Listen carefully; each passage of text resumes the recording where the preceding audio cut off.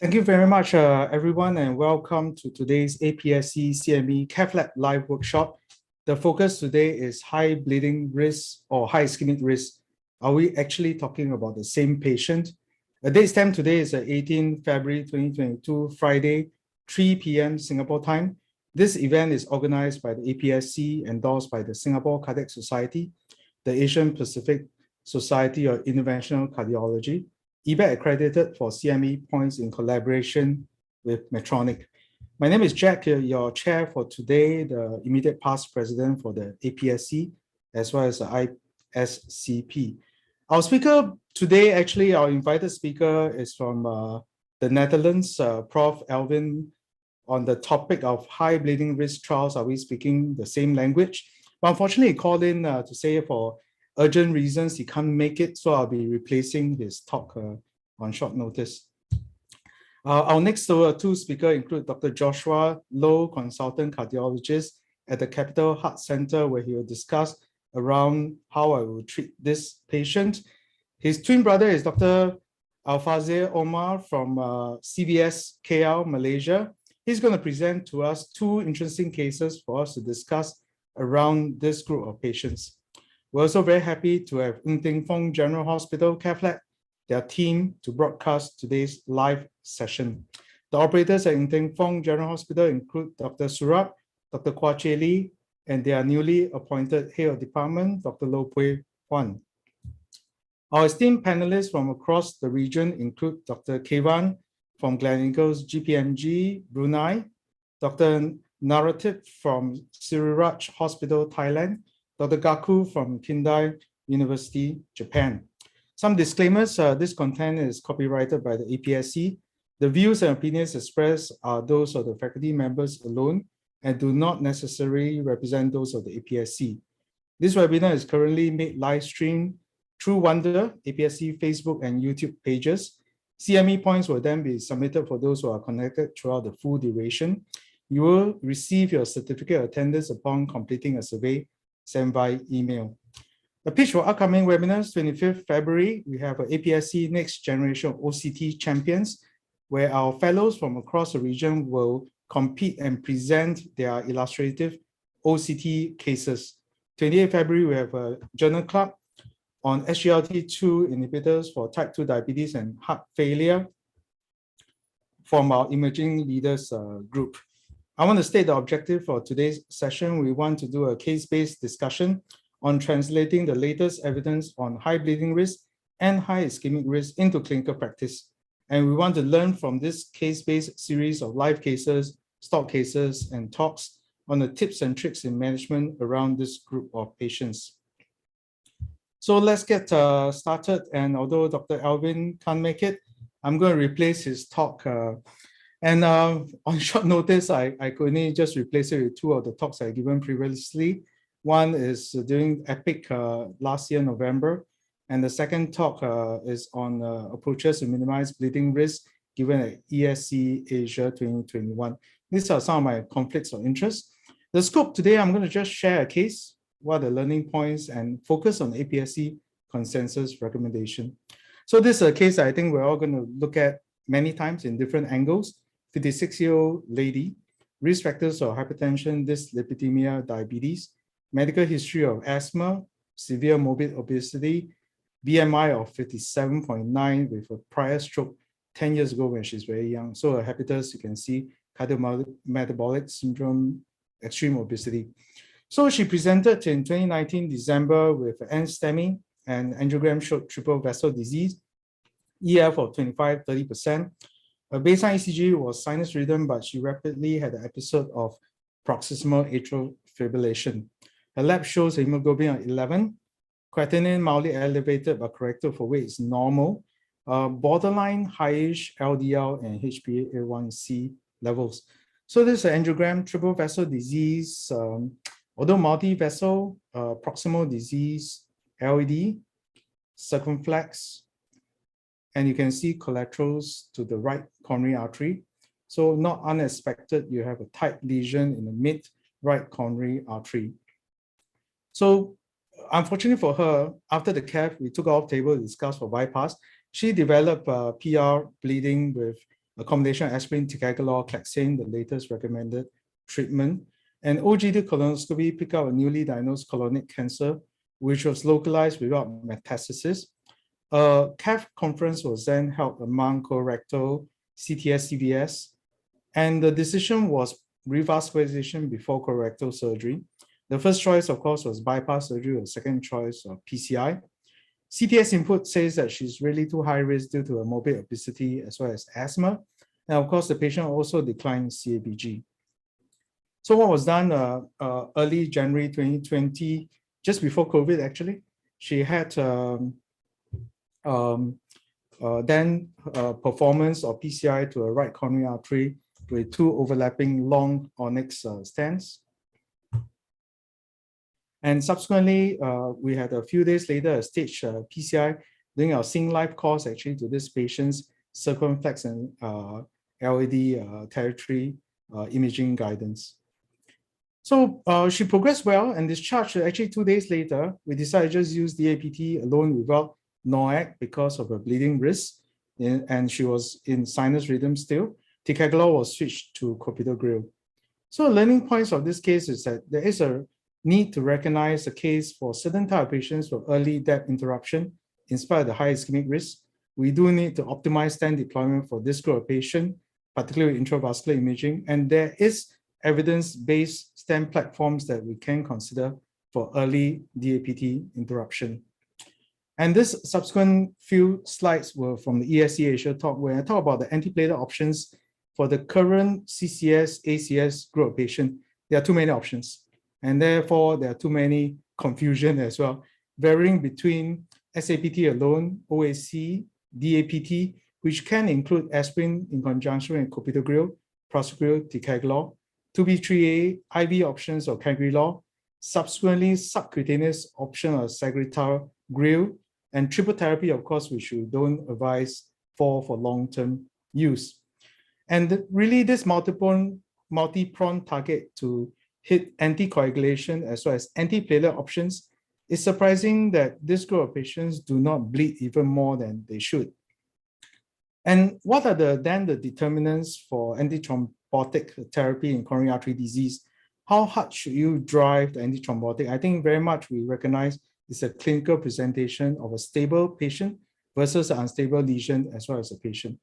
But when you need to start thinking about de-escalation, really is determined by the demographics and comorbidity of high bleeding risk. So it's always a fine balance of a choice between bleeding risk and ischemic risk in all our patients that we manage today as interventional cardiologists.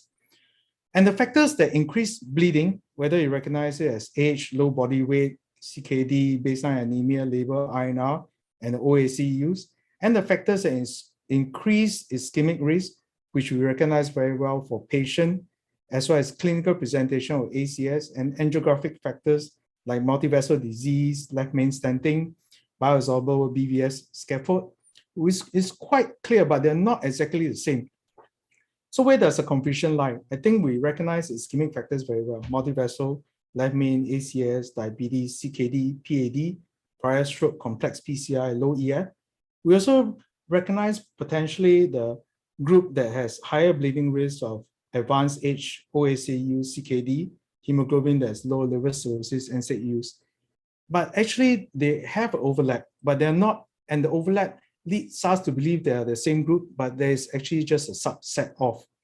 So really, high bleeding risk doesn't necessarily equate to high ischemic risk, and we do have to differentiate that so we can hit the ischemic risk when it's there, and we need to moderate against bleeding risk when it's there, but they're not exactly the same patient. Sometimes they are, the overlap you need to recognize.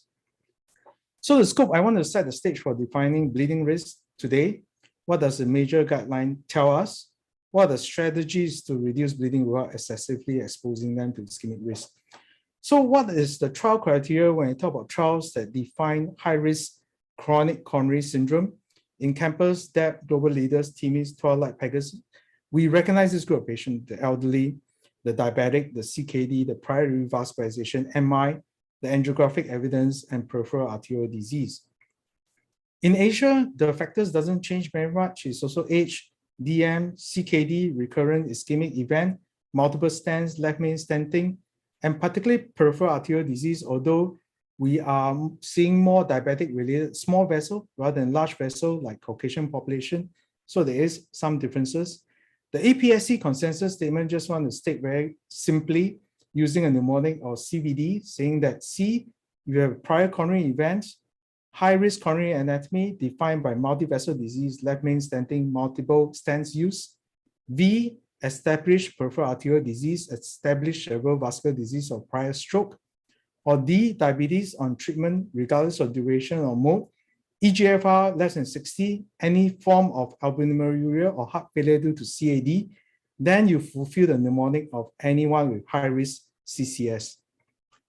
If you look at bleeding, which is even more complicated now, there are a lot of stent trials defining bleeding risk, and you look at the criteria for whether it's a Zines 28 or Onyx 1, they have all these criteria, but they are not the same group of patients. What is often flagged out is advanced age, current OAC use, HB or less than 11, low platelet count, prior GI bleeding, recent hospitalization for bleeding event, transfusion, stroke, previous intracranial bleed, chronic liver disease. But you can see that the spread of recruitment criteria is all over the shop for all the trials. So it's very difficult to define one bleeding risk criteria, including those with need for early surgery and cancers. Philip Urban's paper in the ARC consensus criteria, looking at all the registries that they use to benchmark bleeding risk in this group of patients, you see the bleeding risk outcome is all different. The bleeding risk definition used are all different. And all these patients are mainly Caucasian group validation, not for Asian population. But be that as it may, 2020 ESC endorsed the ARC consensus for bleeding risk. ARC consensus is good because it's binary. It's easy to look at. One measure, whether it's concurrent OAC use, eGFR less than 30, hemoglobin less than 11, spontaneous bleeding, uncorrected or ICH, chronic bleeding risk, liver cirrhosis, portal hypertension, low platelet count or less than 100,000, active malignancy, non-deferrable major surgery while on death, minor inclusive of advanced age above 75, moderate CKD, hemoglobin that's borderline or bleeding requiring hospitalization, long-term use of NSAIDs or steroids. But there are definition of high bleeding risk is defined as about 3 or 5 bleeding risk of more than 4% per year, or a risk of more than 1% of intracranial bleed at 1 year. And if they meet one major or two minor criteria, so again, this is very arbitrary. And this is their definition of ARC bleeding risk criteria. If you look at some of the other non-Asian validated risk scoring, like precise depth or depth scoring criteria, it gives an indication before you even start on that, how long you should drag the depth to, balancing between ischemic and bleeding risk. Again, this data is not validated for Asian cohort. So the APSC consensus try to push forth this simple mnemonic or ABO of A, frail above 75, advanced age above 85, limited life expectancy. But A must be combined with either B or O. B for spontaneous intracranial bleed of any cause, recurrent GI bleed that's not correctable, or hemoglobin less than 9 rather than 11. O, any end organ failure like liver cirrhosis, end-stage renal failure requiring dialysis, platelet count less than 50,000 or prior stroke in the last 6 months. Very simple, very high bar, non-evidence-based, but a simple guideline to warn you of this group with potential risk of bleeding. If you look at bleeding risk definition, it also gives rise to confusion because you have many different definitions that different trials use, whether it's ISTH major with hemoglobin drop transfusion needs, TME major with a higher hemoglobin drop of more than 5, inclusive of fatal and ICH. Gaso bleed, that was our earlier bleeding criteria used for a lot of the thrombolysis trial, and the more commonly used now, the BAC 3 or 5 bleeding risk, whether it's fatal, significant hemoglobin drop, or intracranial bleed, all grouped between 3 and 5, which is what ARC is endorsing. But it does lead to confusion because a simple trial like this, when they look at the prevalence, if you split between the 4 major definitions of bleeding in this simple study, Engage AF TME 48 trial, you realize that then the percentage of bleeding changes based on the bleeding outcomes and the definition used. In the APSC consensus, in the previous other publication on NOAC use, for the PCI group with anticoagulation, the recommendation for shortening triple therapy we fixed to a month, but the ESC guidelines say you can use it for stable cases up to just a week or inpatient. So again, leading to confusion for this group of patient. In 2020, we did publish our APSC consensus statement on antithrombotic and anticoagulation management for high-risk CCS. Our current panelist, Narrative, was one of our co-authors, and it did push for looking at the mnemonic of looking at ABO for bleeding risk, looking at CVD for high ischemic risk, and then following a simple algorithm. The simple algorithm is this. Whenever you think about transiting from a ACS to a CCS regime or truncating and down titrating, regardless of when you think that is physician discretion, think of the CVD first. If you have a CVD risk factors, for example, you have someone with a lambane stenting, multivessel disease, diabetic, which you see commonly, you fulfill CVD. So this is a time that you can consider extending a DAPT or other regimes. But we look at then the bleeding risk factors. If you are high CVD risk factors, by then, for example, you have an ABO, you have an age above 75 on dialysis, HB of 9, then you need to go to SAPT because bleeding risk does trump ischemic risk, but you differentiate the two. But of course, if you have a subgroup where there are no high-risk CVD features, then they belong to the low CVD risk, just go to SAPT.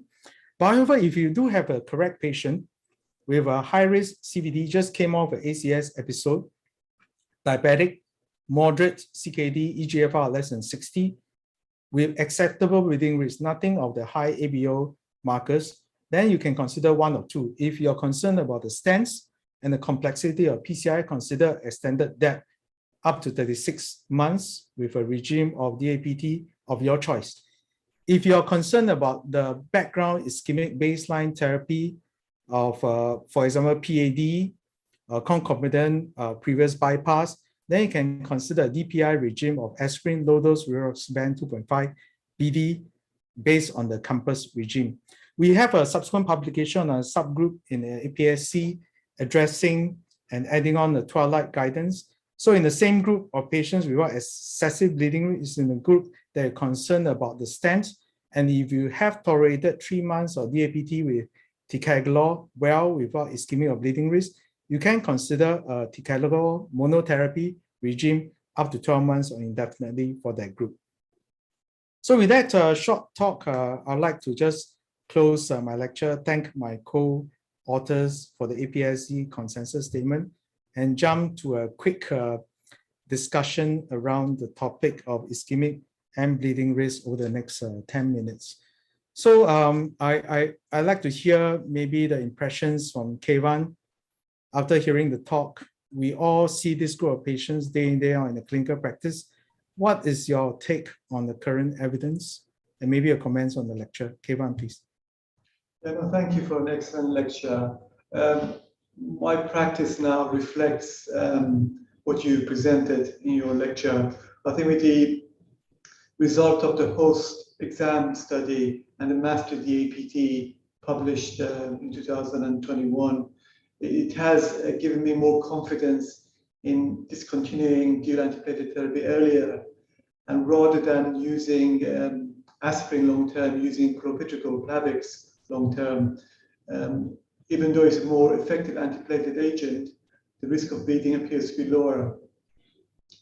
I don't know what your practice is in terms of single antiplatelet agent. My preferred choice is becoming more and more Plavix rather than aspirin long-term.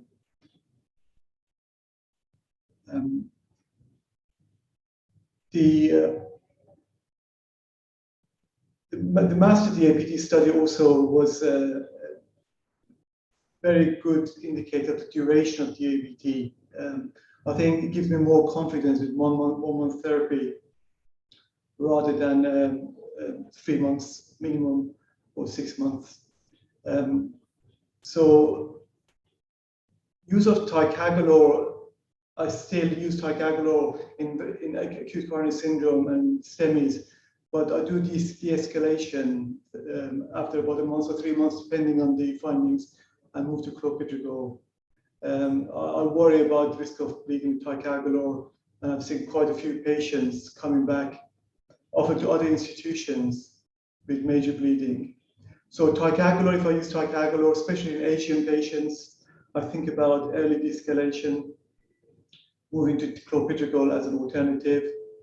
In patients where I'm worried about, because of the anatomy, left main stem, complex bifurcation, long stenting, when I discontinue DAPT, I'll go with clopidogrel rather than aspirin.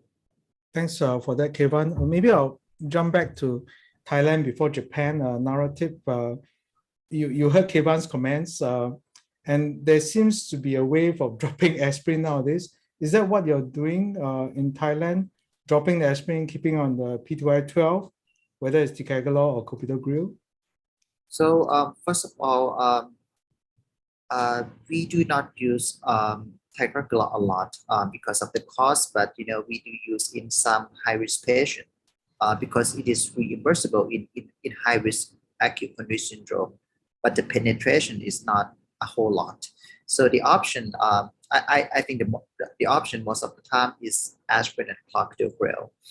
I think after post-exam study, I think after some period of time, clopidogrel monotherapy sounds very interesting. However, with the reimbursement system, aspirin is still very cheap. So I think if cost is not a big concern, I think clopidogrel monotherapy is the way to go right now. But when cost play a big role, I think aspirin is still our old friend. So thanks for that narrative. He was the one who was a co-author, and if you notice the fine print in our APSC consensus, we define SAPT, your choice, as aspirin or clopidogrel because aspirin is super cheap, and for Asia, it's still a good option, especially when it's cheap and good. Dr. Gaku, maybe I can have your comments on Japan. I know Japan uses a lot of prasugrel rather than Ticagolor. And when you shorten the DAPT in Japan, are you dropping the aspirin and continue with prasugrel, or is it aspirin alone? Yeah, thank you very much for your question. Like you said, in Japan, prasugrel use is very high. Penetration is very high because prasugrel is also approved for the CCS patient, not only ACS, but CCS, PCI. We can use prasugrel as well. So that's why we use prasugrel a lot. And when we discontinue DAPT for short term, and also the PCI is complex, then we tend to leave prasugrel or Plavix alone and take the aspirin off in that case. So it based on the complexity of the lesion, also complexity of the patients. And the patient is very simple, very low thrombotic risk. Then we can leave aspirin alone. So aspirin monotherapy after 3 months is okay. But most of the patients are not very simple because of the high age generation. So we mostly just leave Plavix or prasugrel monotherapy after 3 months DAPT. That's what we are doing now. Thanks, Dr. Gaku. Can I ask Al-Fazir then, for that subgroup of requiring some form of OAC, whether it's NOAC or warfarin, what is your strategy and your duration now after you put in a stent? So okay, sorry, go ahead. Hi, Jack. Good question. The first comment was about the whole discussion on DAPT and SAPT is very interesting because, and I look forward for the discussion today because there's a lot of individualization I think we can discuss, and also the guidelines as well. With regards to triple therapy, I mean, like you said, I think the Europeans have moved away very quickly to dual therapy. So it's like NOAC plus P2Y12 after 1 week of doing inpatient. Again, there's still some form of individualization. So I think I'll be happy to continue on this dual therapy if they have a PCI and a stent on a stable patient. But those that comes in with ACS and a very complex pathology, I still feel more comfortable with a triple for at least 2 weeks to a month, and then I will downgrade it to a dual therapy. So I think a lot of discussion today will talk about escalation and maybe de-escalation as well for this population of patients. But that's what I would do for now for my AF and PCI patients. So before we go to the Cathlab, maybe Joshua can outline to us in your personal weighing the risk and benefit, what are the high ischemic risks that will override the high bleeding risk, or is there such a case, or do you balance bleeding first versus ischemia first? Joshua? Thanks. I think you summarized the issues very well with your talk, in that there could be an overlap between the subsets of patients with ischemia and patients with bleeding. But as cardiologists, I think we should always prioritize the ischemia, because coronary events can actually lead to cardiovascular death. Okay, so in my mind, the patients with very high ischemia burden would be those who present with recurrent acute coronary syndrome, those who have failed optimal medical therapy, and those who show signs of instability, for example, hemodynamic instability, or even new onset recent cardiomyopathy from coronary artery disease. If those drivers are present, and especially if the patient is symptomatic, then I think we really need to consider revascularization. Okay. Now, of course, bearing in mind the bleeding components, so the APSC has formulated a very easy to score kind of a bleeding risk factors, the ABO criteria, which I like it a lot, because it reflects very much of my own clinical practice. Those elderly, those with prior bleeds or unexplained anemia, and those with underlying other organ failures such as liver or kidney. But we also have to bear in mind that nowadays we have better stents, we have drug-coated balloon options, we have procedures that we can do, like imaging, to optimize our stenting outcomes. And the stents itself, or the DCB therapy, does actually allow us to shorten or to limit our DAPT duration in the large majority of patients with high bleeding risk. That is provided if we can do a really good job. Yeah. Thanks. So those are my Joshua. thoughts. Thanks, Joshua. Excellent thoughts. Actually, that's today's purpose. We're going to use a next series of live case and your presented cases to just flesh out the patient mitigation factors, your strategy, as well as the technical tips and tricks to balance between ischemia and bleeding. So now, can we share the Ng Fong Cathlab to introduce the team that's going to do the live case today? So can we share their screen? Yeah. So we have our very handsome dudes. I think you can only recognize who's who. We have Saurabh right in front, Jelly and Juan. And yeah, no, it's the first transmission from Ng Fong, so we're very proud that they are doing this. And now I'm going to cut to the presentation that's going to be presented by Jelly on their case. So Jelly, please. Yeah, so thanks again to APSC for this kind invitation to the thing. So this is actually my patient. He's an 88-year-old Chinese gentleman. Despite his age, very ambulant and independent in the community. So background history of hypertension, hyperlipidemia, benign prostate hyperplasia. Also had a PCI in 2013 to his LED for a history of anterior STEMI. So he was actually admitted twice in the last few months for angina. And actually during those admissions, he declined invasive coronary angiogram at the time. So he was actually kept on the optimal medical therapy. So what was happening in the background was he was actually having very significant urinary symptoms. And the urologist actually offered a prostate surgery, a resection for him in view of his significant urinary symptoms. So he was actually referred to me in clinic for this pre-op evaluation. So when I saw him in clinic, he was still having very significant exertional angina despite optimal medical therapy. So I actually had a chat with him, and since he was actually still having very persistent symptoms, he was quite keen to reduce his pill burden, and also due to the fact that he was actually going for a surgery, he was actually agreeable for invasive coronary angiogram this time. And next slide. So these are his list of medications. So other than the usual medications for secondary prevention, you can see that he's on quite a few anti-anginals, including nitrates, and amlodipine and bisoprolol. Okay. And these are his basic labs. So actually quite unremarkable. His hemoglobin is actually normal.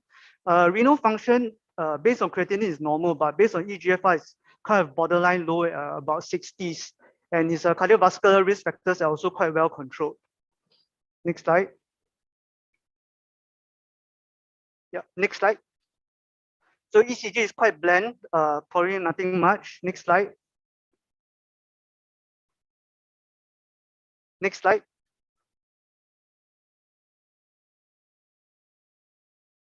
So can I have the next slide?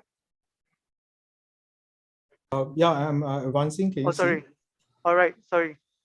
Yeah, so prior to this, yeah, so echo was normal. So this is the aerial caudal view of his circumflex. So as you can appreciate, he has a proximal slash circumflex lesion about 70 to 80%. He has an OM1 that's quite tight, even though it's not a huge branch. And probably from this view, you can appreciate that the osteo-LAD is also a little bit diseased, about 40 to 50%. So in the AP cranial view, I think what stands out is the mid-LAD, which is about 70% lesion. There's a little bit of lesion just distal to the stent, which is probably about intermediate. Okay, next slide. And in the spider view, again, you can appreciate that the ostial proximal circumflex is diseased in this view.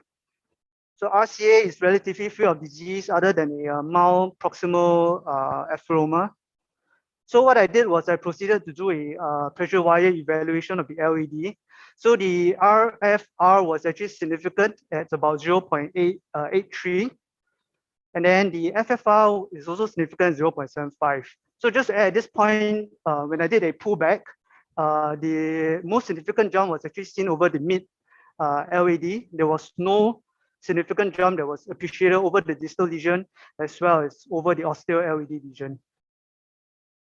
So I went ahead to proceed with PCI. So this is a 2 compliant balloon to predilate the OM1, and then I went to a 225 cutting. And then subsequently, I used a 225 by 20 dB balloon. And then I went on to intervene on the proximal circumflex. So I used a 275 cutting balloon. Then went up to a trio cutting balloon. And then finally, I used a trio 15 dB balloon.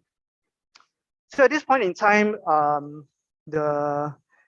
felt I had good angiographic results, but the patient was actually having quite significant urinary symptoms at this point in time. So having discussed with him, he wanted to come back for a staged procedure. And this is where we are at today. So in summary, we have this very elderly gentleman who just by age puts him in a high bleeding risk category. He's being planned for a surgery in the next few months. And we know that prostate surgery is certainly one with a very high bleeding risk, right? And if you calculate his precise depth score, it's actually quite high as well. Thanks, Jelly, very nicely presented. I'd like to get an opinion from Dr. Gaku first. If you can just switch on your video. The patient is 88 years old. This is the other subgroup. My patient I presented was someone who declared with bleeding with cancer. This is just purely age going for surgery. And age of 88, for you in Japan, probably this is very common. Can you tell us what do you do for this aged group of patients who can require surgery anytime for fractures and stuff? So I might have missed, but what kind of surgery is he planned? He's planned for prostate surgery. He has failed medication for, okay. So it's for BPH. Okay, so I don't know. I mean, the patient is already in the Cathlab, but before the surgery, if the lesion is moderate to severe, but the stable lesion, we just do the surgery first. and then PCI later. So that's our practice lately. And also, if the patient doesn't have any symptoms or UAP unstable symptom, then just go ahead, they do the surgery first. So, and then the short duration of the APT. That's what we do right now. Very good comments. I think moderate risk or low risk surgery, not but bad disease, maybe surgery first while they're trying to do something for the aged group of patient. But I think this patient had recurrent episodes of exertional angina and failed medical therapy after quite a few months of trying. Al-Fazir, for the technical bits, the patient had DEB treatment. Is that a good strategy to reduce pre-op risk? Yeah, I mean that would be a first choice. I mean, if you want to prevent having metal, I think you have to have your options open. So I think I would prepare. I mean, what they've done as well for the circumflex as well. So I think you need to have your options open. You will dilate gently and carefully, prevent any major dissection. At least gives you an opportunity. I mean, if intervention is required, if patient is still symptomatic, if your pre-dilatation is very good and the residual stenosis is not much, a DCB will be a viable and a good option. If you feel that you have to interrupt antiplatelets, so that's one option. Or like what Joshua was mentioning as well, if you need to put a stent, then make sure you do a good job. I think imaging is compulsory, and make sure that you have a short stent, but also well expanded stent as well. Yeah, thanks. Thanks, Fazil. Can I ask narrative then? Gufran from the participant asked, so can we just use a bare metal stent for such patient, or in this day and age, do you still have bare metal stent in your shelf? So we do not have bare metal stents in Thailand anymore because drug-eluting stent is safer. Even when we want to do short dab, I think drug-eluting stent is still safer. So that's a good point. I think the evidence does suggest that drug-eluting stent, the truncation for depth and the recurrent ISR rate is actually safer than the bare metal stent. I can't see a role for this group of patient for the use of bare metal stent, but we can debate the use of DEB. Maybe we'll go back to the Cathlab now for Saurabh to let us know what it's going to do. So can we share from Ng Teng Fong, Cathlab? Good afternoon, guys. Yeah, hi, Saurabh. Thanks. Maybe you'd like to tell us what you have done so far. What's your strategy for the participants? Yeah. So thanks everyone for your comments. And like the reason we did this case was because he was having refractory angina, and that's why he's here. So we brought him back today, and we've taken some pictures this afternoon. Can we show the? Yeah. So on the screen you can see that's the LAD, which was our target, and you can of course also appreciate the proximal and the ostial circ. It looks a little better than diagnostic, but we'll show you more in the next picture. So here we are. There seems to be some angiographic recoil of the proximal circ compared to the final results from a few days ago. But again, this is a little bit of discordance because on the caudal view, it was not so bad. Hence, we decided to do a FFR and RFR of this vessel before proceeding to the LAD. So like you can see, we did the RFR first and the second one. So the resting RFR value was 0.93. And after this, we performed FFR with IC papaverine, 15 milligrams. It was 0.86. The maximum jump was, of course, across the OM lesion, which was, of course, not significant, but that was the biggest jump. And so all in all, it was a functionally successful DEB angioplasty of the circumflex. And again, keeping in mind, the bigger picture here is basically to optimize as good a functional revasc, keeping in mind he's a high bleeding risk and he has upcoming surgery. So thereafter, we proceeded to evaluate the LAD again because there seemed to be some ostial plaque shift in the LAD in the final picture or the first picture. If you so, can you just go back to the first picture, the REO caudal, the second above. So like you can see, there seems to be a little bit of a plaque shift in the ostial LAD. So we decided to RFR the LAD. Can you show that, please? The RFR. So the RFR was unchanged compared to the last time. It was 0.84. And on pullback, if you can appreciate, the maximum jump is basically across the mid LAD lesion from 0.9 to 0.97. And there's not much jump above that. So I guess we all know that we always struggle with tandem lesions for physiologic assessment, whether it be an FFR pullback or RFR pullback. I don't think any technology is perfect. So at this time, we decided to do an OCT run to better evaluate the ostial LAD and assess the mid LAD lesion for preparation with ballooning. Saurabh, can I just stop you there for a quick while? Yeah. Maybe I can get Dr. Gaku. He made a comment to say that maybe looking at the lesion, he should go for surgery first and not do more. But you have a FFR of 0.7. You have a RFR of less than 0.89. And Dr. Gaku, is this lesion something you defer until after surgery, or should you intervene on this? I mean, the owners said FFR drop does not predict like future event during the surgery. So although ischemia is there, but I don't know. I mean, OCT scanning will be providing us somewhat, the vulnerability of the plaque. Okay. And then if you can see any sign of plaque rupture or some other unstable feature, then maybe go ahead. But I'm still a little bit, cautious. So I can hear the cautious approach for Dr. Gaku is also great. So let's show us the OCT then we can comment. Yeah. Yes. Yeah. So I'll hand over to Juan. He's going to take us through the OCT findings. I'll try my best. Thanks, Saurabh. Yes, so this is the first OCT run. I'll just let it run through all the way first from distal to proximal. And then I'll show you where we're going to intervene and then what the morphology is going to be and then what type of strategy. I think Saurabh will then let everyone know what our strategy is going to be, or maybe we will hear from the panel first and then share the strategy later. It's entirely up to the panels and Jack in terms of how we're going to discuss.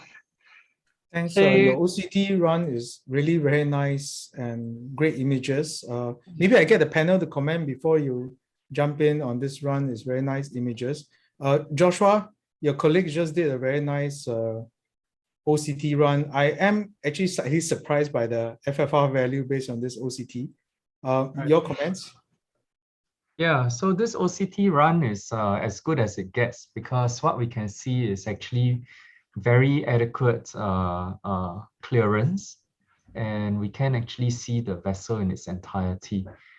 So what I can see is that, there's some minimal to mild ISR in the distal stents, but the main area of interest is actually the mid lesion, which is actually, MLA of 1.47 is pretty bad.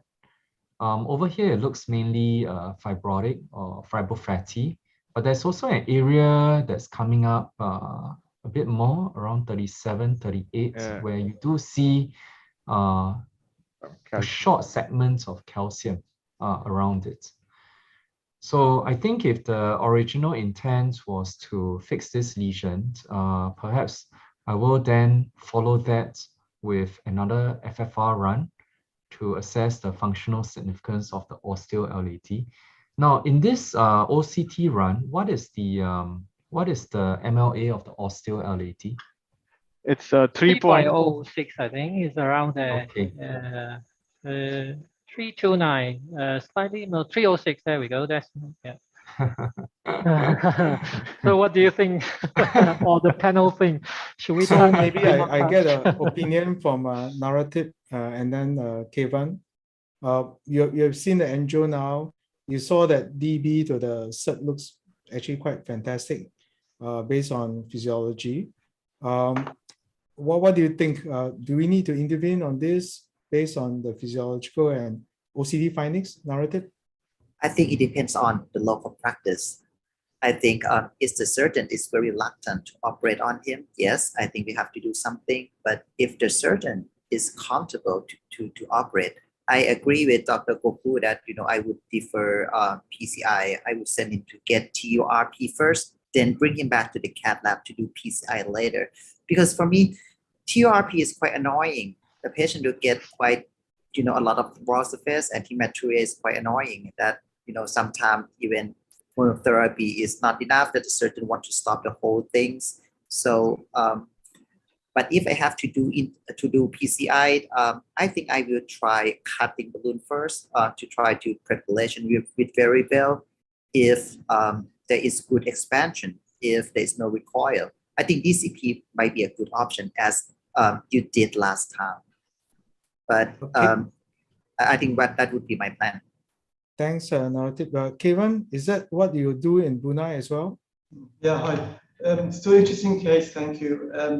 The result in the circumflex OM was not ideal. I know there is an improvement, but the FFR post-PCI was only 0.86. You ideally want over 0.9.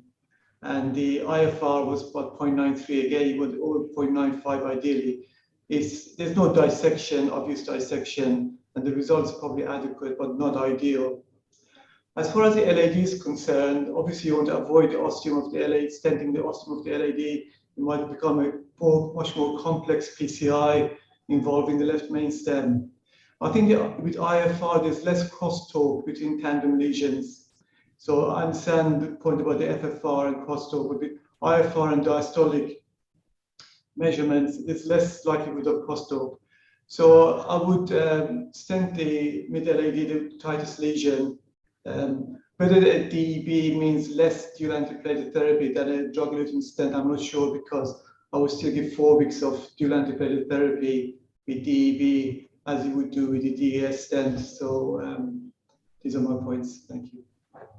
Thanks, Kevin. So maybe you'll hear from Saurabh now. What are you going to do? You've done the case. Yeah, so all great points. So what we decided was we're going to, even Josh pointed out, it's mostly a fibrotic lesion. It's got a short segment of calcified part, but we're going to try cutting balloon first. Again, keeping in line to keep short DAPT. And I don't know if you guys, there's been a new trial also, the debut trial, where using DCBs in these high bleeding risk patients. So our aim is to get a good lesion preparation with cutting balloon first, recheck the FFR. And if we have an adequate lesion preparation, we'd like to get away with DCB for the mid-LAD.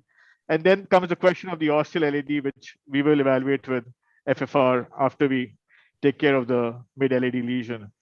So we're going to start with the Wolverine first, a 2.5/15, and because based on the reference vessel diameter, we have 2.5/15. So that's a very interesting strategy by Saurabh. He said a lot of interesting points there, which is he's aiming for a DCB approach with good lesion preparation, and he's going to pause and adjudicate the pre-dilatation result before applying DCB with FFR, IFR. So maybe I call upon Joshua to make some comments to that. Is that what you recommend as well in your practice for DCB use?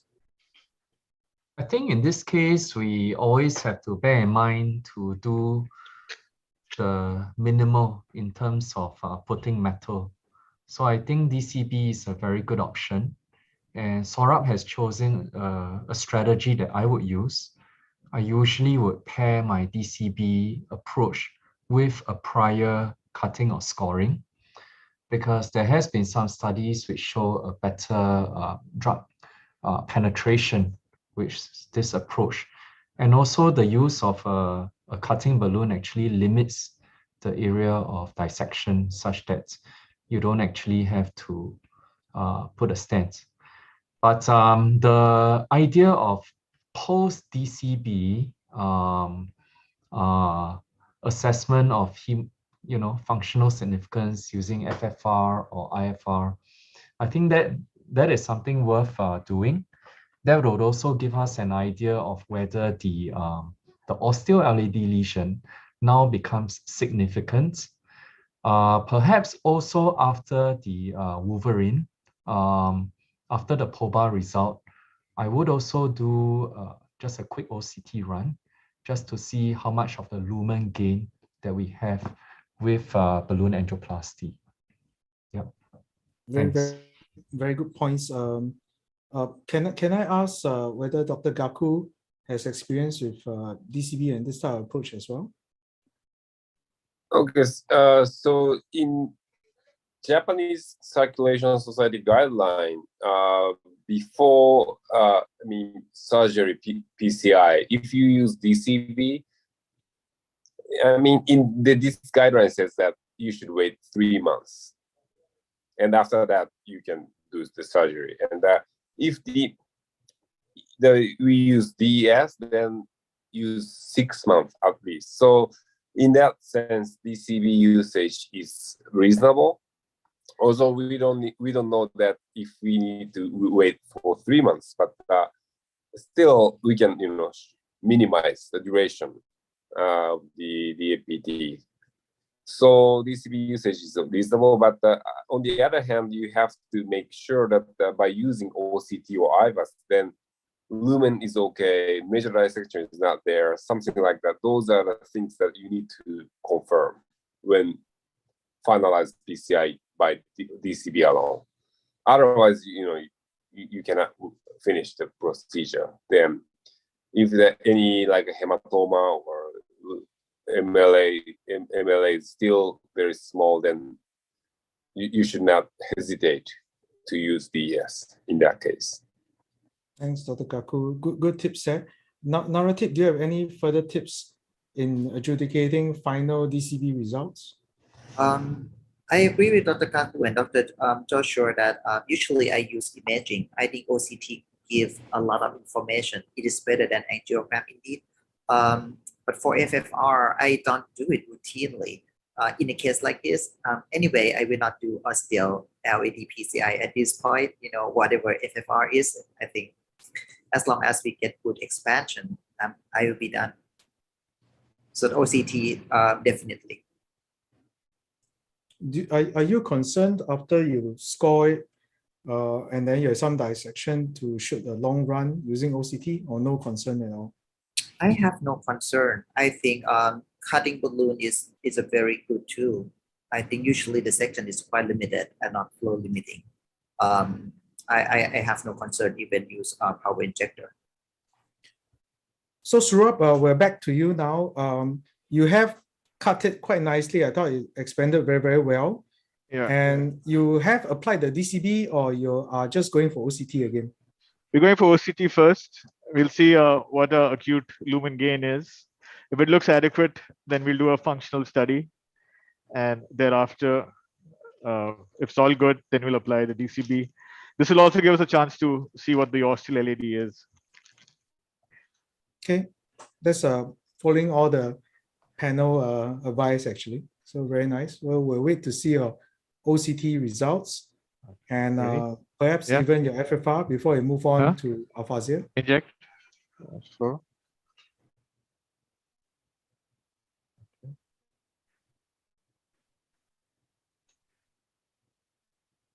Are you using an auto injector, or you're a very strong man, you're hand injecting? No, power injector. We got a power injector. Okay. I thought you were quite muscular there, but okay, let's see. No.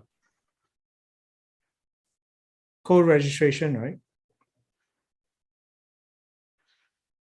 Dissection. So perhaps I'll get Dr. Gaku to comment since he... Okay, so after looking at OCT, okay? Yep. Maybe we go to full screen on just OCT when you can. Although it was very fast, but it looks okay in terms of lumen gain.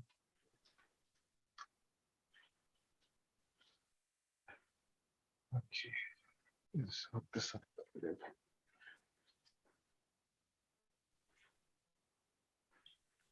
Yeah.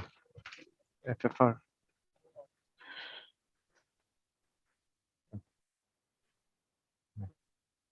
Yeah.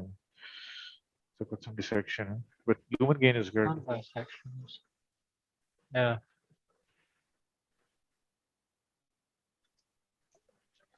Mm. Okay. I always find it more difficult to look at dissection on OCT. You see too much, but maybe I'll get Dr. Gaku. Is this too much, too little? I mean, in this lesion, actually the medial tear happened like 5 millimeters before. Like here, you actually tear the media, so it's a very good sign, because that medial tear will cause hematoma later on. So at least you should be very careful, and also you should wait like for 5 minutes or something like that, and then make sure if the hematoma does not expand. So we're going to pull my panel now. So you've seen the OCT even before the FFR. Are you comfortable in a long inflation DCB and recheck, or you think we should stent because of this appearance? We'll start from the top. Narrative, yes or no? I will wait. I will wait 5 to 10 minutes. You if it is defer okay, your decision. Yes. Okay. I might do. I might do. I mean, you know, waiting 5-10 minutes, we'll see. If the dissection progresses, then definitely stenting.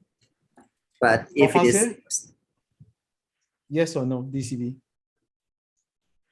Sorry. I mean, like I said, I will wait, and also based on angiography, because I do more DCB with either angiogram or with IVUS, less with OCT. From the angiographic, I'm quite comfortable to DCB this, but we'll have a look after 5 minutes. Joshua? I think I'm quite comfortable with applying the DCB. The long inflation would tag down some dissection. In any case, if there is a worsening of the dissection, we can always do a lot of stenting. Okay, so we have Kevan. Oh, we stent it now. So Kevan will go with stent. So as you can see, once we show you too much, it's a split opinion. 2 waiting, 1 stent, 1 DCB. We're going to take a pause from you, Saurabh. We're going to not let you show us what you're going to do. We'll come back to you for you to show us what you have as a final. We're going to take a break from the Ng Fong Cathlab and switch track to a few more case discussion first, then we'll come back to you.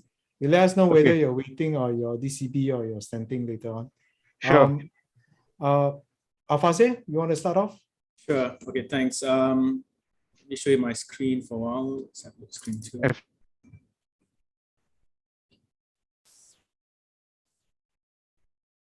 Can you see my slides?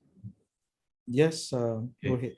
So I got 2 cases. So I'll go with the first case first, and then we can discuss. And then if we have time, we'll go for the second case. I think both are quite interesting, and it highlights the real life things that we go through in our PCI. So the first case, he's an 89 years old. He had a previous angioplasty about 15 years ago. He's very fit. He does daily walks and goes to his local mosque daily. However, the son, he told me that he's having recurrent chest pains with multiple GTN use despite optimal medical therapy. And he did say it vaguely, he had some history of a GI bleed many years ago, and there was cure of diverticular disease. He's been on Plavix since, no issues. Hemoglobin is 13. Stress test showed significant ST depression, and echocardiogram showed normal LV size and preserved LV function.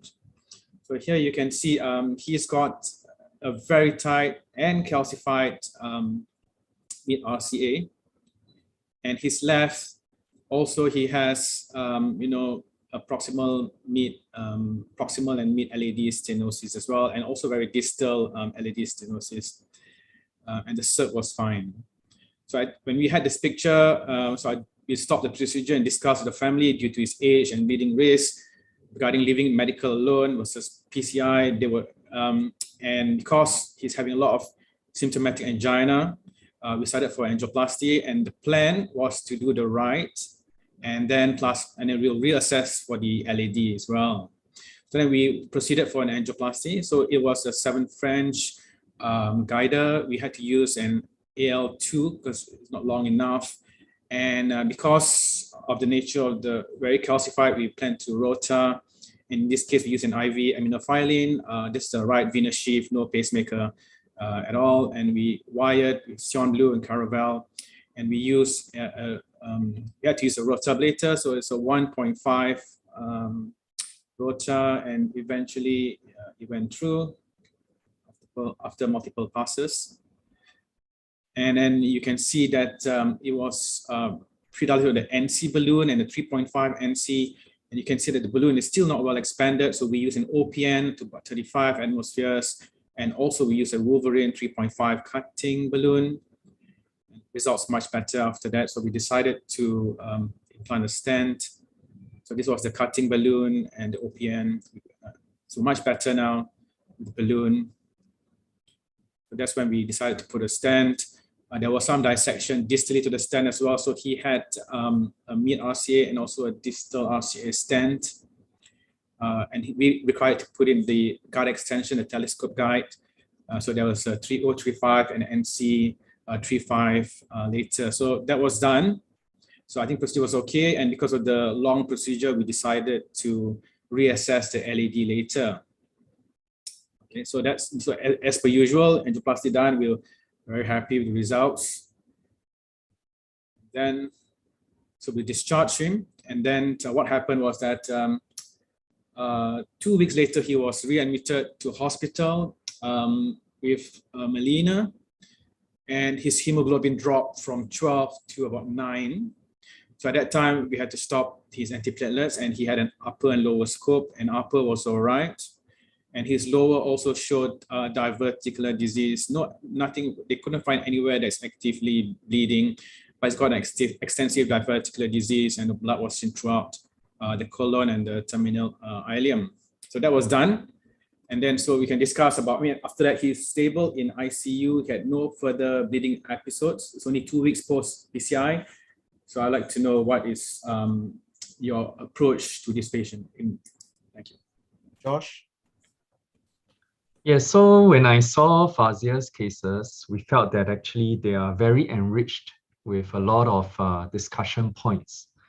And the approach that we are taking is that we will discuss around the case, and hopefully we can also get the views of many of our esteemed panelists.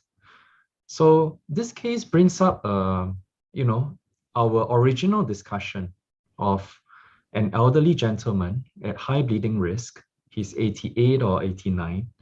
He had prior bleeds, okay? But the good thing is that, prior to PCI, his HB was okay. It was 13, and he didn't have any recent bleeds. Now, in terms of his ischemic symptoms, wow, this guy is really having a lot of symptoms, and he failed optimal medical therapy. He had demonstrable ischemia on the exercise stress test, and he's also a very functional individual. So I think he should not be denied a cath, which rightly so, Dr. Al-Fazir has performed. And what is interesting is that between the two, RCA and LAD, my thought is exactly the same, that I would actually go for the culprit, which is the RCA. The LAD looks not as bad, and I think we can go for symptom-guided treatment later on. Now, the procedure was done excellent. A complex procedure with the use of quite a lot of adjuncts to aid the poor guide support. The initial issue, I'm not sure, Fazir, you use a 1.5 burr and you actually cross the lesion. But despite that, further ballooning did not open it adequately. So actually at that point in time, I would consider actually using a shockwave IVL.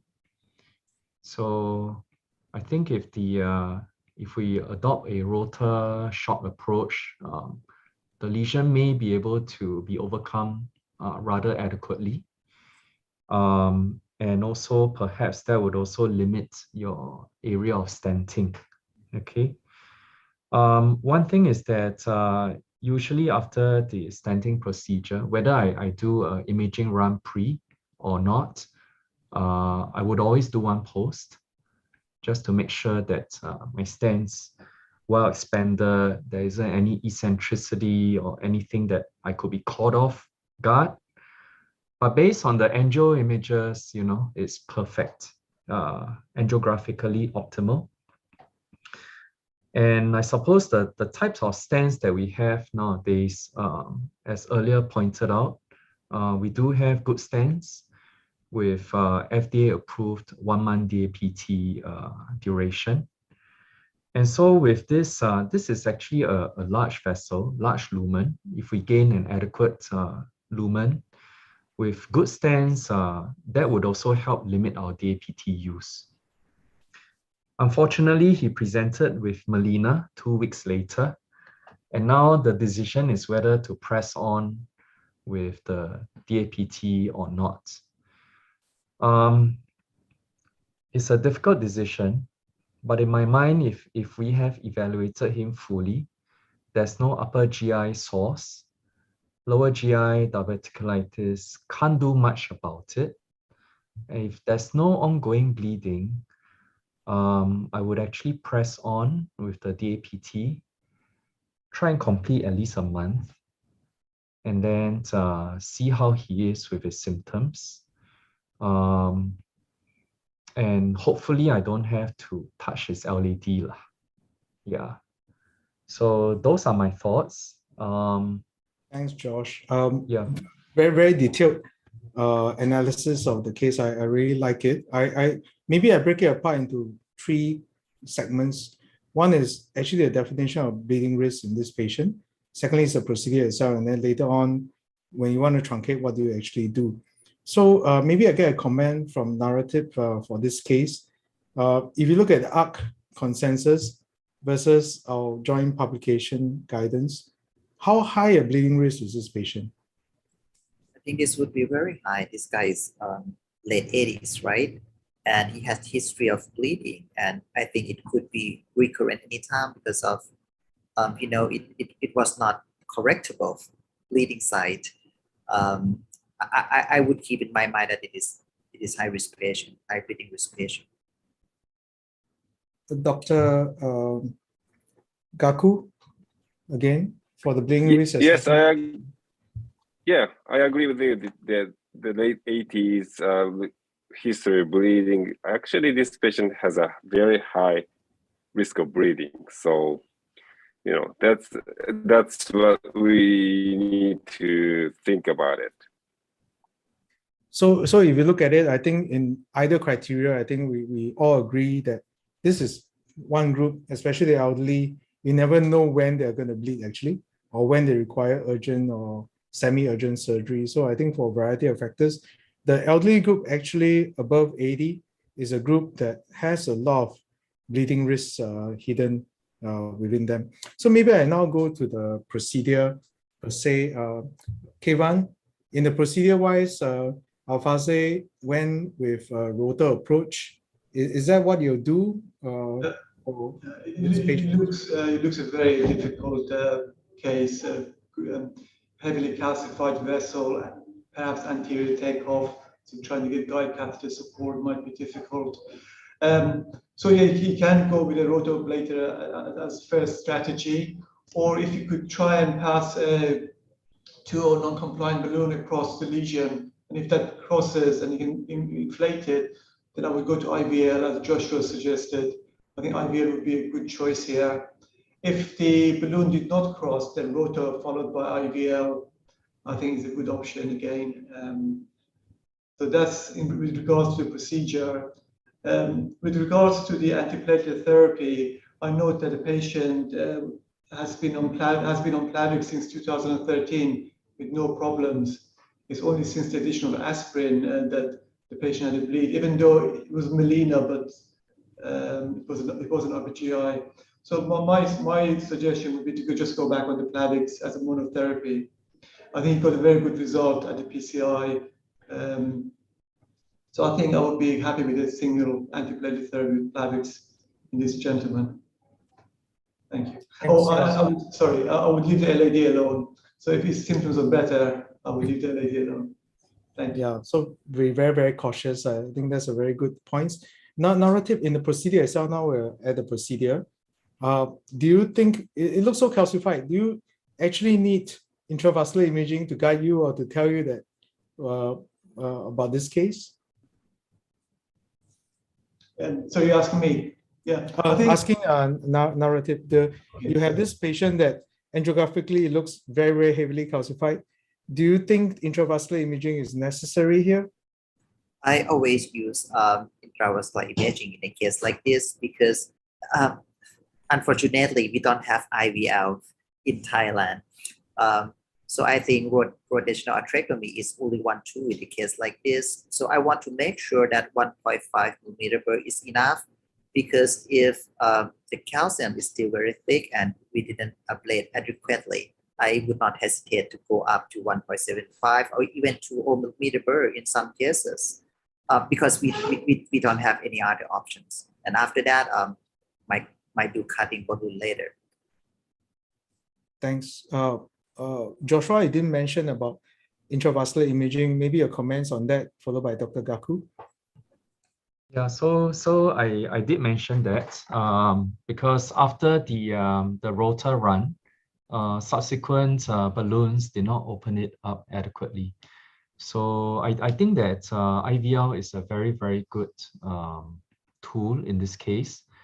The area of calcification that is very tight appears quite discrete. So we can actually place the IVL balloon just across it, and it should do its work. I mean, you've proven that your rotor burr can cross, so there's no reason why your IVL balloon can't cross. And especially if we size the IVL balloon adequately to the vessel size, which is 1:1. So if it's a 3.5 vessel, we use a 3.5 IVL balloon. We can actually get very, very good immediate results, even with IVL. And frankly, there had been some cases that we have done in the elderly population, those with high bleeding risk. After IVL, the results look so good that we didn't actually need to proceed with stenting. We could actually just apply some drugs, use a DCB, and then stop there. Dr. Kaku, you agree also the approach we just drop the aspirin using intravascular imaging? Yes, we always use intravascular imaging like OCT or IVAS in case of heavy calcification to decide which size of the bar you use, or even OAS should be used. But at the moment, we don't have any shock wave balloon or OPM. So our option is only rotablator or OAS. And in that case, I think rotablator is needed. So between OAS and rotablator, can you give us some guidance about, in this case, we use rotablator or OAS? I mean, actually, the diffuse lesion or tight stenosis, we tend to use rotablator rather than OAS. But you have lumen and also wire bias is very good, then we consider OAS, but which is assessed by like OCT or OFDI. So I think in this case, if you have imaging, you can tell the vessel size. It may sway you to one or the other, particularly if like narrative was saying you need to upscale to 1.75 and using radial approach, then maybe OAS may be preferred if it's not too tight. Al-Fazir, we'll go back to you to show us what you're going to do after that. Yeah, okay. So for this case, well, the last question I wanted to ask the panelists was the antiplatelets. I mean, you have 2 weeks post-PCI. How would you tackle this antiplatelets now? I think Kevin said he will just drop the aspirin and just go on single even after 2 weeks. I wonder whether the other panel have any other comments that is different. Would you persist on DAPT narrative in this case?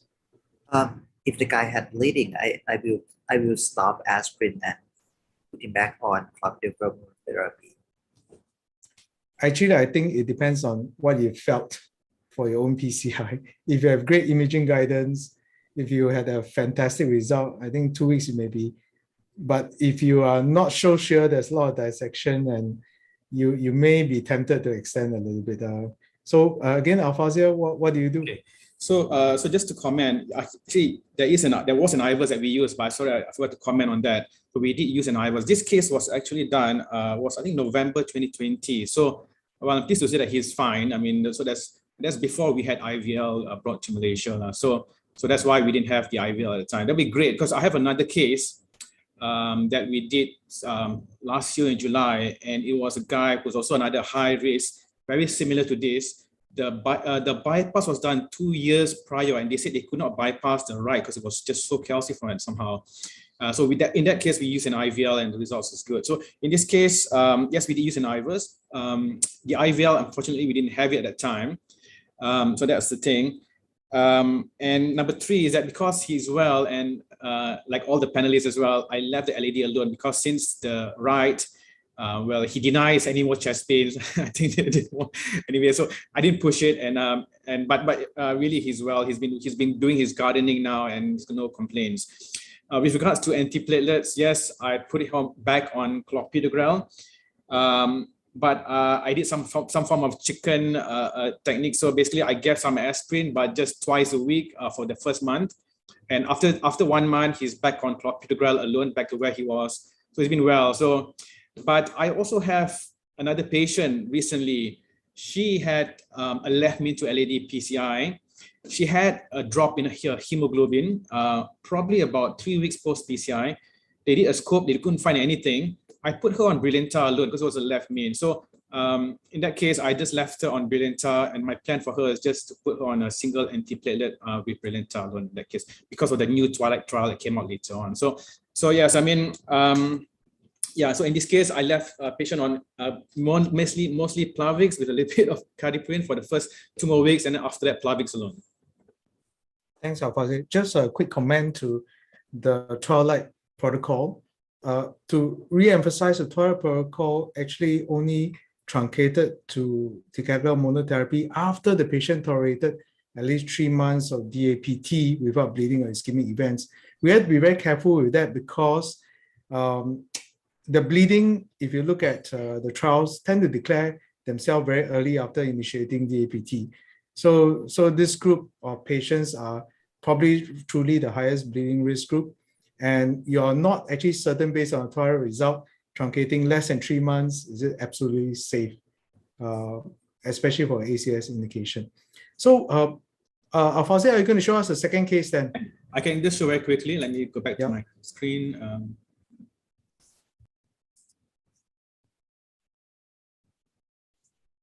Let's go to the... Okay, so this is case number 2. Okay, so this one was a few years ago, so it's not very recent. He's a 67, diabetes, end-stage renal, so a CKD patient on dialysis, heart disease, extremely complex. And sometimes I feel that some of the patients that we discussed today are maybe even beyond some of the studies as well, because this is like right at the extreme end of PCI. He's had a PCI to the right many years ago. He's got a occluded LAD, which was told to be managed medically since 2013. He's had multiple non-STEMIs with deteriorating LV function. Came in a few years ago with non-STEMI with a raised trop T of 1500. He came in with drowsiness, weak, hypotensive. He's got right-sided pneumonia. He was put on IV meropenem. So I was not keen to touch him at all.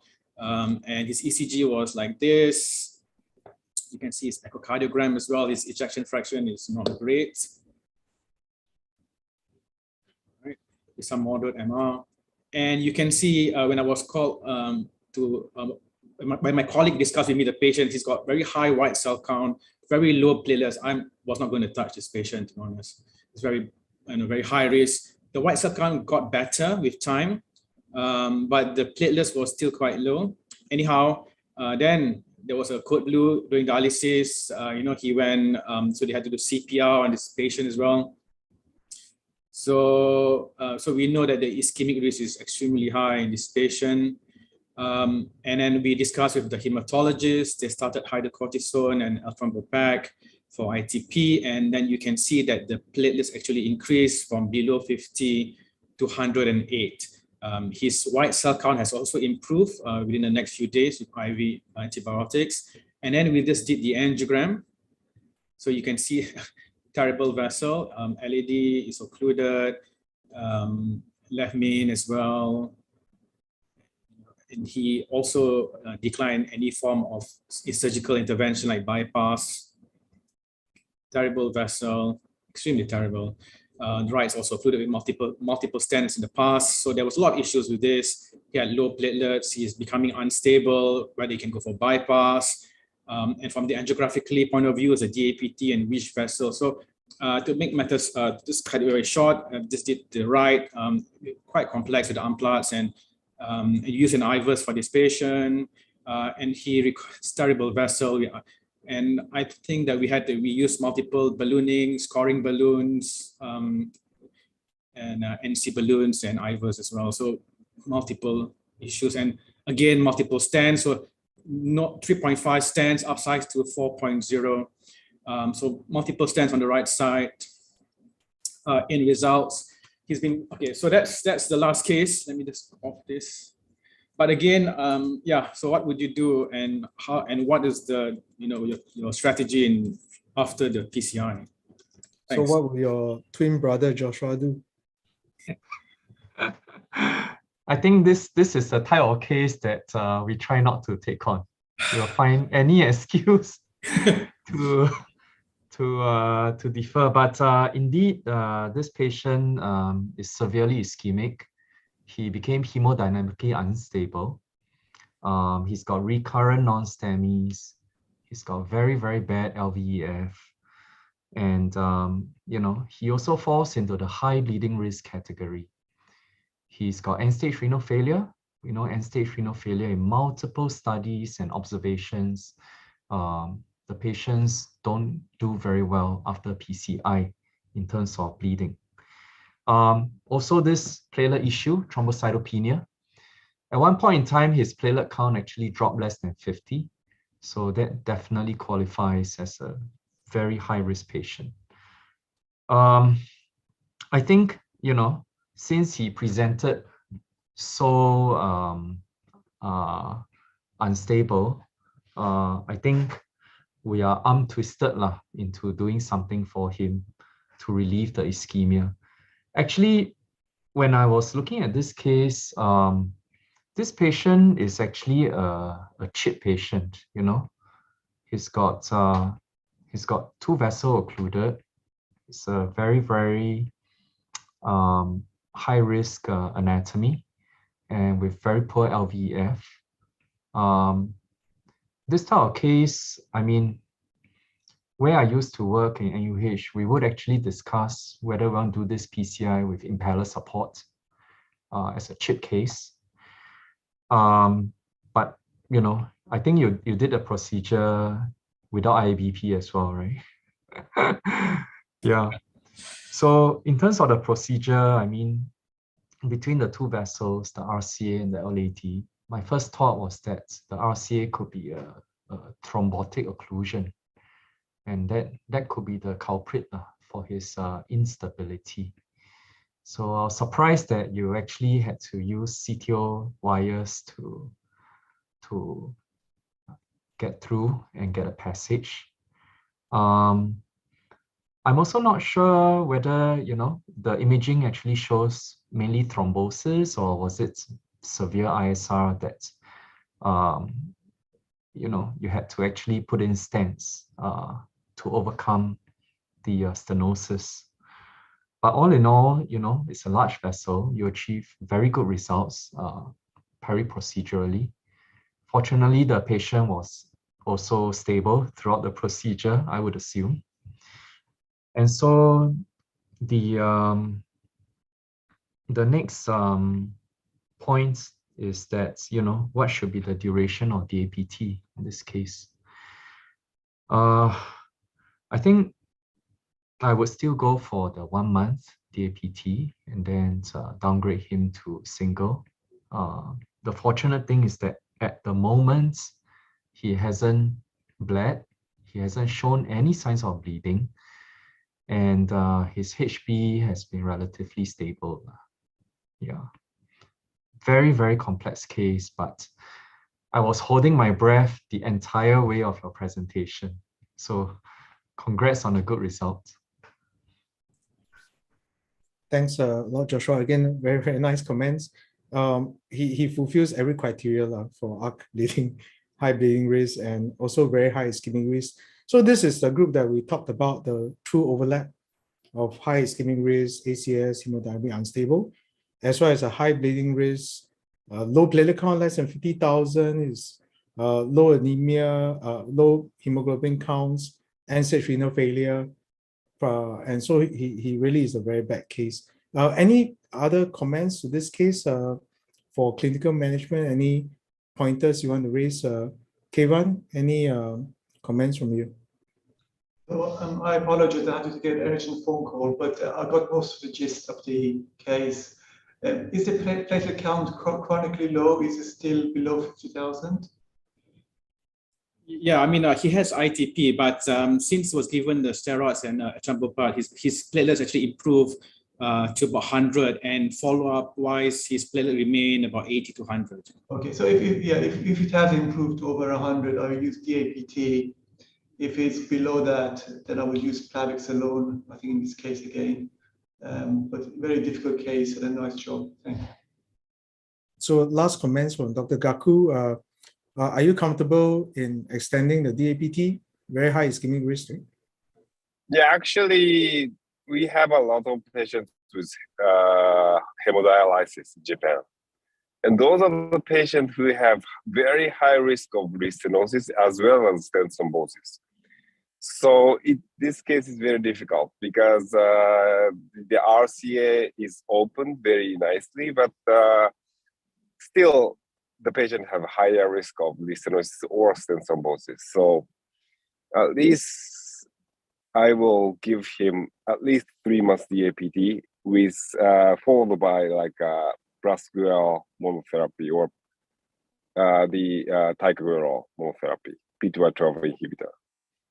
So that's the thing. And also I might have missed, but maybe you need to decide whether you should do the LAD PCI or bypass surgery as well. So that's also another problem, I think. So very, very good points. Difficult case, Al-Fazir. I think you did very well to tide the patient over at least. The DAPT part is anybody's guess. You can give until it bleeds, I guess, but it's going to be difficult. I recognize that this group of end-stage renal failure patients, for a variety of issues, optimal medical therapy, everything is restricted, so the outcome is extremely poor. And it may be beyond just a stent or bypass or anything we can do for this group. Their survival is still, at the moment, quite limited. So we're going to jump back to Ng Teng Fong Cathlab now. Can we share from Ng Teng Fong for our last stretch? We want to see what they did. We were quite split on whether it's DCB or stent. So Saurabh, can you tell us what was your final answer? What do you guys finally decide among yourselves? We don't have final answer. We just want you to show us the answer because okay. We have one that we wanted you to wait 5 minutes to see whether dissection progress. We have Joshua say he's quite comfortable with DCB. We have Kevin say just stented, you have medial dissection. I think all of the above are correct. Right. So what do you do? So this is the angiographic picture after waiting for 10 minutes. So there was no angiographic progression of the dissection, but of course we were torn just like you guys about what to do next. So we decided to measure the physiology, which was still the same. The RFR was 0.87, the FFR was 0.75. And after a lot of discussions, because we had an OCT picture showing a very deep dissection, we chose to stent. So in that aspect, and we know he responds well to stents from before. So that was our final call that, based on physiology, based on a deep dissection on OCT, we chose to stent. And that way you could better define the ostial LAD, whether it's a problem or not. So we put a 2.5/30 onyx stent. We have very good data for 1 month DAPT at this time. And that was also making us comfortable to put a stent. So we put a 2.5/30, optimize it with a 2.5 NC again at high pressures. And then we can show you the OCT run, and Juan can take you through it. So maybe I go back to Joshua, who asked for DCB based on your initial take. He waited 10 minutes and he used IFR, FFR to show physiologically is still limited. You have both information now. Would you have stented or you just persist with DCB? I think based on the new information, clearly the lesion is still functionally significant, and coupled with this dissection, we think that the dissection may have actually progressed. It has not packed properly, so I think stenting is a good choice here. Yeah. Juan, you want to tell us about OCT? Yeah, so this is a OCT, just to save time. So pull from below the previous stent, and then we put a second layer of stent. It certainly looks very good. We get very good stent expansions. If you could look at the expansions, MSA expansions, and very well opposed. There's no any red dots clearly. I think this is a very diffuse vessel. You would agree with me, and so I think we opt for taking the luminal and OCT guidance of using 2.5 and not going too high up in terms of using 275 or 30 to actually post dilate this stent. And this is the final results of the OCT. I just let it run through the stent segment again. And then after that, we did physiology study again. I'll just let this run back and see if anyone have any comment. What's your adjudication of the OCT?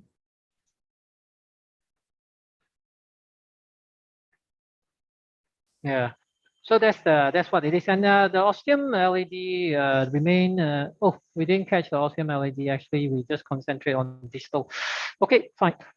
Dr. Gaku, what is your read of this OCT? Is it good? Very enough? nice, very nice. Well expanded, well opposed.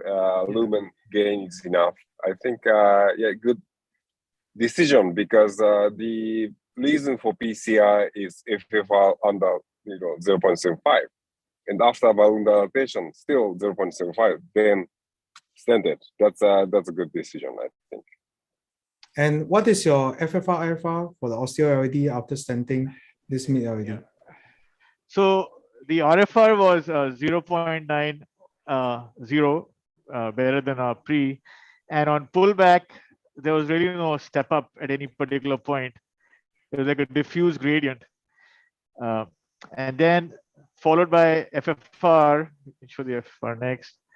So FFR was 0.80, so we had a little bit of a improvement, but like you can see on pullback, it's just reflective of diffuse disease. There's no step up on the ostial LED. It just reflects the nature of the diffuse atherosclerosis. So I mean, this is not a perfect result, but we know that in diffuse disease, we will have not the best residual FFR values. So I think we're going to accept this at this time and take it from there. So this was. So maybe sure. I can ask the opinion of Al-Fazir. It's not uncommon to have this IFR FFR discrepancy, and we don't have really good evidence about post PCI though. So your comments are about why this is the case and which value will you take to the report? Yeah, I mean, there's well, congratulations, Saurabh and team, Juan, Jilly. I mean, nice case. There's a lot of discussion here as well. Yeah, I think, I mean, we do see this occasionally with the diffuse disease, and I think it's always quite subjective. I think in this context where, you're also planned for surgery, I wouldn't, I mean, to me, I would accept this result. 0.8 is a diffuse disease. And also, once you start touching the ostial LED, you might go to the left main. It's going to complicate things. So I think in this context, generally, I mean, I'm going to accept these results. It's good results. And if he has symptoms later on after surgery, then you can tackle that later. But I think in this patient, I would accept these results as above 0.8. It's not going to be like the optimal results, but they never are. I mean, like my patient as well. Just now, you have so many considerations, and yours is going to surgery. So I'm more than happy to accept these results. Narrative will agree with this approach and the final physiological result. I completely agree. It is the best it could be for this elderly guy who's undergoing surgery. Congratulations. Okay, we're all very happy, Saurabh and Can I make a Kelly comment? and Juan for That's this good. That's good. beautiful result. Can I Yeah, make a and comment? so we're going to actually you guys did and finished so fast. We actually can close the session early. So before we do, I'm going to just go around everyone to give us a final parting shot on this topic of high bleeding risk and high ischemic risk. Starting from the Ng Fong guys, you guys did the case. You show us a nice result on the. Actually, I would say this is not a simple case. This is something worthwhile, and I like the way you guys simplified the case to make sure that you can go for surgery without a lot more events. So maybe on the parting comments, I can get Saurabh to comment on your teaching point to the audience after doing this case. Saurabh. Well, I think you have to always keep the patient in mind before treating any lesion. So in this context, again, it was about getting by with minimal to no stent. That was the strategy we always had, is to get him a reasonable functional revascularization. And we did try to attempt that. Unfortunately, the dissection was deep enough, and after all considerations, we thought the best thing was to stent it, and the data is very good. So we did, but beyond that, like we all have discussed, we didn't try to do much more. So, perfection is the enemy of good, and we try to keep that in mind, keeping the bigger picture. And what we're trying to address for this patient is to get him safely through surgery and a decent quality of life. And with those things in mind, I think I'm happy with the results that we have at this time. Very, very wise, and I will agree with you. So our teaching comments are going down our panel as well. Kevan, will start with you. Your final teaching comment. Yeah, I must slightly disagree if I may. I think your stent may be a bit undersized. If you look at your IFR, there is a gradual increase in the stent itself, and I wonder whether the stent is a bit undersized or whether you need to expand it more with a 3-year balloon. I think the ostium of the LAD is fine. Nice case, enjoyed it very much. Thank you for that. Thank you for sharing.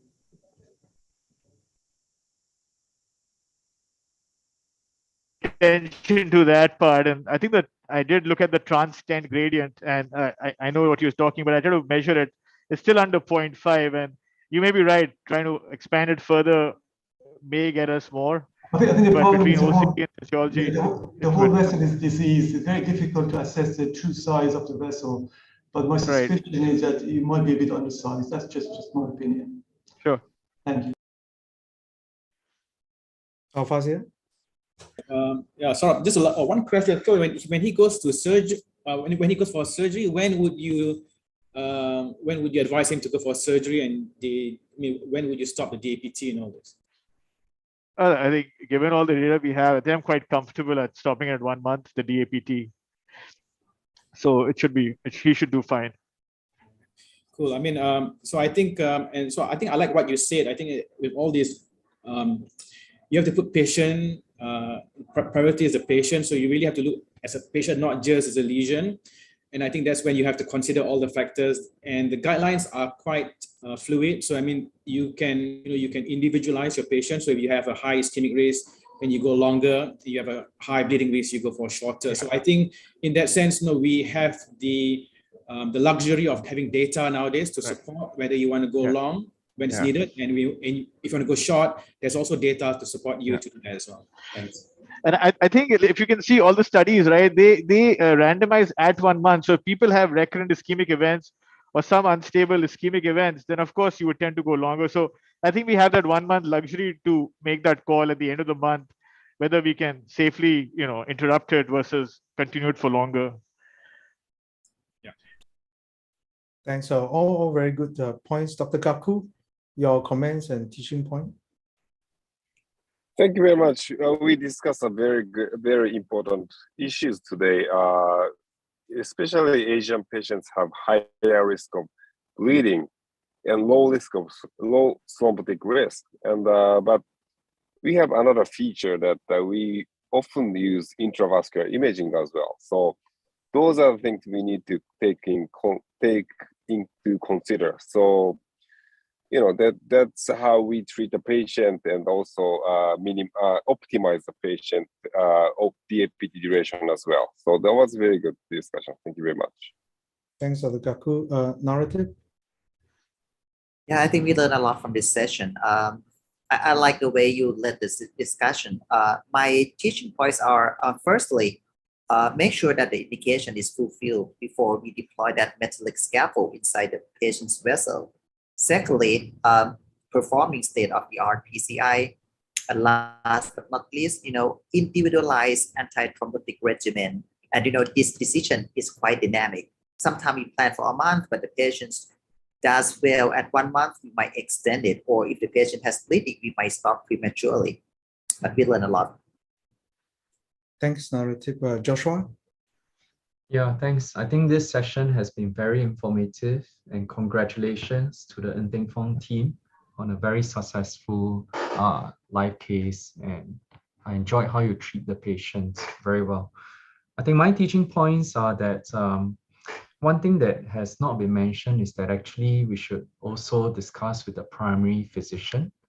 The primary physician understands the patient the best.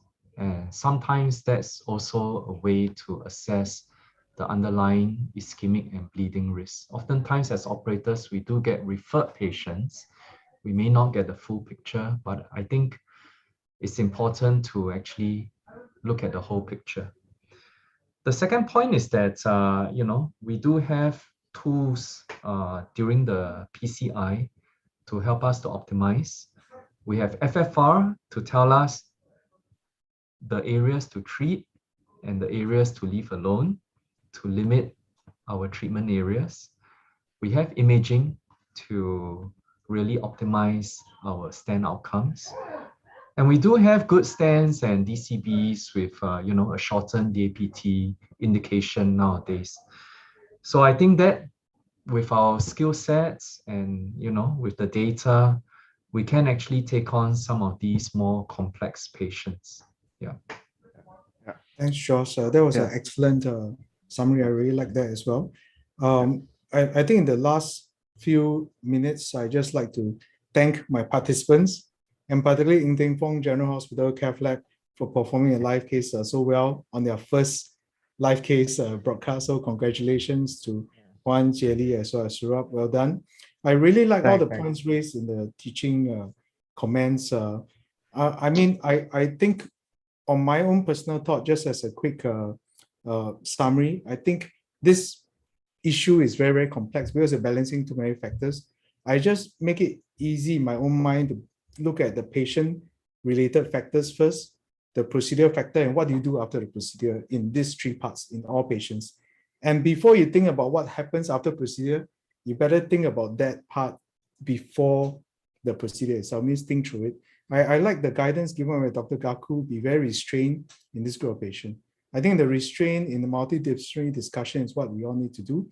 Read the APSC consensus guideline. I think our co-author, Narrative, where all this had a lot of good guidance about talking to the case-based discussion wherever you need to terminate on truncate management, discuss with the surgeon or whoever else you need to do. Procedure-wise, in the consensus, we advise you to use a radial approach by default. We advise you strongly for intravascular imaging, and we allow you, based on this guidance of ischemic versus bleeding risk adjudication, to either lengthen or shorten the DAPT. So I think we are talking a lot about high bleeding risk, but don't forget about the ischemic risk. I think that kills as well as fast. So we are very fearful of bleeding, but actually the ischemic risk kills more patients than bleeding actually at the moment. So we also have to watch out for this. It's indeed a very tricky issue. And I think at the end of it, we treat the patient. We don't treat the lesion. We don't treat anything else. So think of the patient first. I think put the patient as a whole. I think the patient will do well with this approach. We have all the tools. We have some of the evidence. We have great equipment now to use, and please use them fruitfully. So with that, I'd like to thank everyone for participating in this event, and please do keep safe and well. Thank you very much, everyone, and goodbye. Bye. Thank you. Bye. Good job, guys. Good job. Good job. Good job. Good job. Good.